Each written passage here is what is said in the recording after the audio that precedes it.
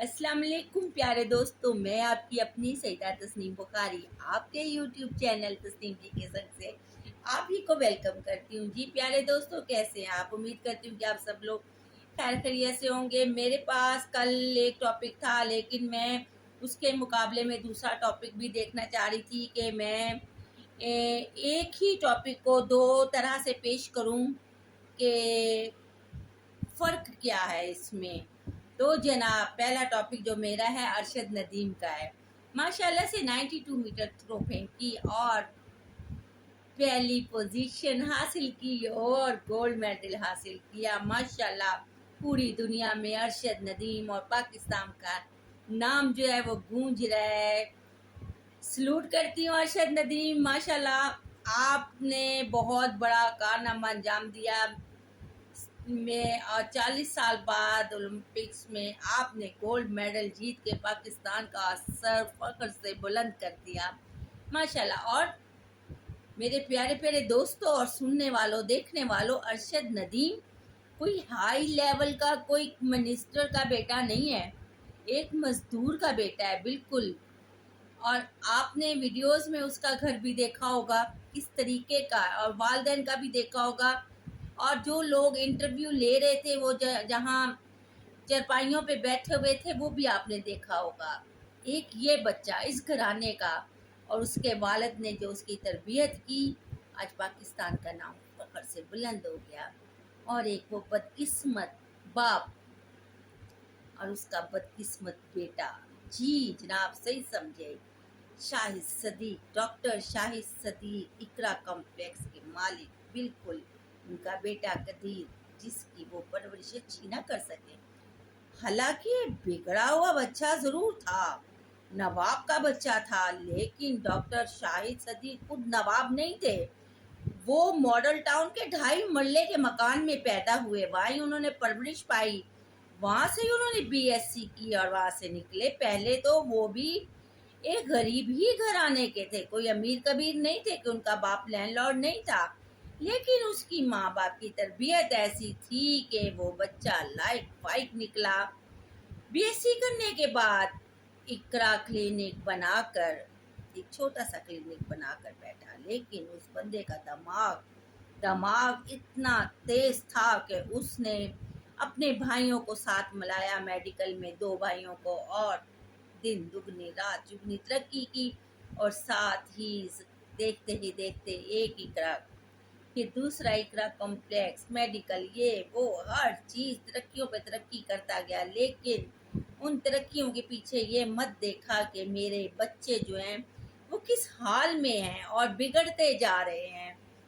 Doctor साहब, अल्लाह आपको जन्नतुल फरदौस में जगह अता फरमाए। आप बहुत नेक थे, आप बहुत नेक थे। वलेंशिया का हर बंदा आपको रो रहा है, जो आपको जानता है वो भी रो रहा है। आपका इमाम मस्जिद जिसको आपने वहाँ पे टाउनशिप से ला के रखा, वो भी रो रहा है। वो कहता है कि मैं जब भी इनके दरवाजे पे गया मैं कभी खाली नहीं आया, मेरी ज़रूरियात को इन्होंने हमेशा पूरा किया। रमज़ान में सैर इफ्तारी के आप इंतज़ामात करते थे, आपके दरवाजे से कोई भी अपनी बच्ची की शादियों के लिए आता था तो आप कभी उसको खाली नहीं भेजते थे। अल्लाह ताला की आप पे रहमत थी, आपने फिर गरीबों पे भी उस रहमत को निछावर किया। अल्लाह ताला आपको करवट पर करवट जन्नत में जगह अता फरमाए, आमीन। लेकिन आपने दौलत कमाने की दौड़ में अपने बच्चों से ध्यान हटाया तो आपका बच्चा बिगड़ गया। और वो बच्चा था, उसको नहीं पता था कि मैंने बिगड़ना है, लेकिन आपके बेजा लाड प्यार ने, आपके बेजा दौलत ने उसको बर्बाद करके रख दिया। वो एक नशेई बन गया, नशे का आदी बन गया। फिर जब ऐसे बच्चे बनते हैं चोर डाकू या नशेई, तो उनकी आगे से गैदरिंग भी वैसी मिल जाती, वो वैसे लोगों को पसंद करना शुरू कर देते हैं। फिर वो दोस्त जो कईयों को इसने लगाया होगा, कईयों ने इसको लगाया होगा, ये ग्रुप बन गया। और वो ग्रुप आपको पता है, जब एक कदीर लैंडलॉर्ड बंदा था, कयूम लैंडलॉर्ड लड़का था, तो फिर दोस्तियां तो बनती हैं, लड़कियों की भी लड़कों की भी। फिर वो दोस्त धक्के से भी बनते हैं, क्योंकि उनको मुफ्त में सब कुछ मैसर हो रहा होता है। اور یہ بچہ کھلا 5-10 لاکھ جب ان دوستوں پہ خرچ کرتا، اس گروپ پہ خرچ کرتا تھا تو پھر بگڑنا ہی تھا۔ پھر ایک گرل فرینڈ بن گئی، گرل فرینڈ نے کہا کہ مجھے اس نے توائف نہیں دیے، 2-4 بیگ دیے اور ایک رنگ دی، تو کیا وہ 2-4 بیگ 200-400 کے یا 2-4 ہزار کے ہوں گے؟ وہ لاکھوں میں تھے۔ اگر آپ کا کوئی ایسا لنک نہیں تھا تو آپ نہ لیتی، آپ اس کو کہہ دیتی نا کہ میرا کوئی لنک نہیں ہے۔ جیسے آپ دودھ میں سے مکھی کی طرح ابھی باہر نکل گئی ہو تو پہلے ہی نکل جاتی، تو وہ شاید اپنے باپ کو ایسے نہ کرتا، وہ تو تمہاری وجہ سے، تمہارے عشق میں، تمہاری محبت میں وہ اپنے باپ کو مار بیٹھا۔ اور کیسا شفاق بیٹا، دیکھے 2-4 ماہ پہلے اس نے اپنے باپ کی سپاری دی، اس کو مروانے کی کوشش کی، لیکن اللہ نے اس کی زندگی رکھی ہوئی تھی، وہ بچ گیا۔ پھر تم نے ہائر کیے بندے، پھر تم نے 5 کروڑ روپے کا وعدہ کیا، 3 کروڑ تم نے دیا، اور تم نے واضح کہا کہ اب میرا باپ مرنا چاہیے، اب یہ بچنا نہیں چاہیے، میں آپ کو کہہ رہا ہوں کہ اب مجھے آج ہی اس کی موت چاہیے۔